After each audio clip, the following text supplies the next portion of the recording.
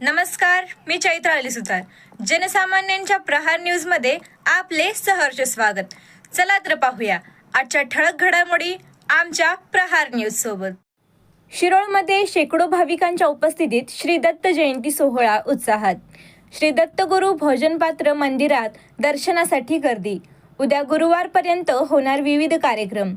शिरोळ प्रतिनिधी.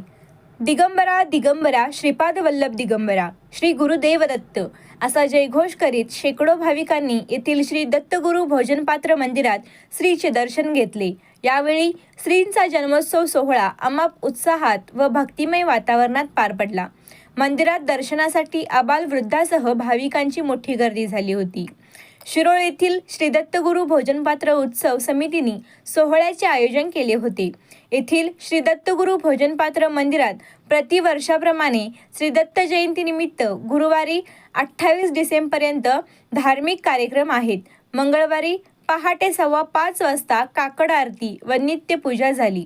त्यानंतर दुपारी ठीक 12:15 मंदिरामध्ये श्रींचा जन्मकाळ मोठ्या उत्साहात व असंख्य भाविक भक्तांच्या उपस्थितीत साजरा करण्यात आला.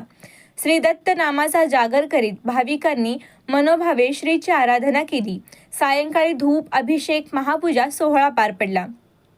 यावेळी मुख्य पुजारी सर्वेश अजित कुलकर्णी, वेदमूर्ती अनिकेत जोशी महाराज, चैतन्य चारुदत्त कुलकर्णी, स्वानंद कुलकर्णी, श्रेयस देशपांडे, अनुज अवधूत देशिंकर, गुरुप्रसाद दीपक कुलकर्णी, इंद्रसेठ अनिकेत जोशी तसेच दत्तगुरू भोजनपात्र मंदिर सेवेकरी यांच्यासह महिला व पुरुष भाविक यांच्या उपस्थितीत आनंदी वातावरणात सेवाभावाने दत्त जयंती उत्सव संपन्न झाला.